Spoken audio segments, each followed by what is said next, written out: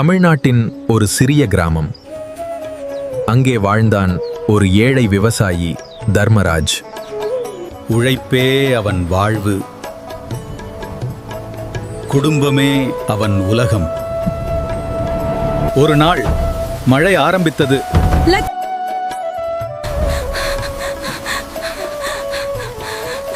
ஆனால் அது சாதாரண மழை இல்லை. ஒரு வாரம் நிற்காமல் பெய்தது. அப்பா, பசிக்குது.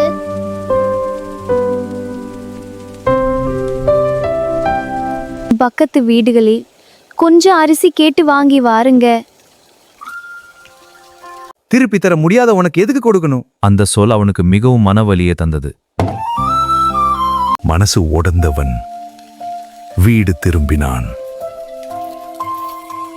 எப்படியாவது நான் டவுனுக்கு போயிட்டு சாப்பாடு வாங்கி வர்றேன்.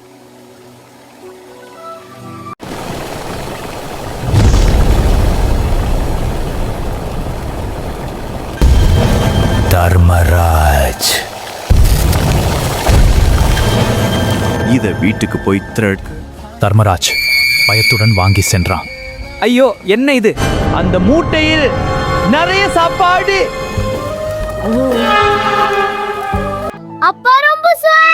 ஆமா அம்மா, ரொம்ப நல்லா இருக்கு. சரி, இன்னும் கொஞ்சம் போடட்டுமா? சாப்பிடுங்க, நிறைய இருக்கு. ஆனால் சில நேரத்தில் அட, என்ன இது மணலா இருக்கு? இது உங்க பெரியப்பா தான். இது ஒருவேளை உங்க பெரியப்பா தான் இப்படி செய்தாரு. அவர் இறந்து ஒரு வருடம் ஆயிற்றே. உன் பிள்ளைகள் மணலை சாப்பிடவில்லை, உணவு தான் சாப்பிட்டார்கள். பயப்படாதே. நீ கஷ்டப்படுகிறாய் என்று தெரிந்துதான் நான் இங்கு வந்தேன். நாளை காலை ஆலமரத்தடியில் தோண்டு. காலை மழை நின்றது.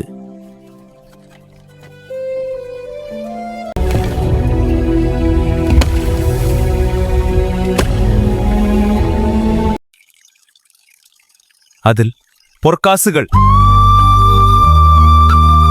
அன்றுதான் அவன் உணர்ந்தான், அவன் பெரியப்பா தான் உதவி இருந்தார். பசி வந்தவர்களை அவன் இனி ஒருபோதும் காலியாக அனுப்பவில்லை.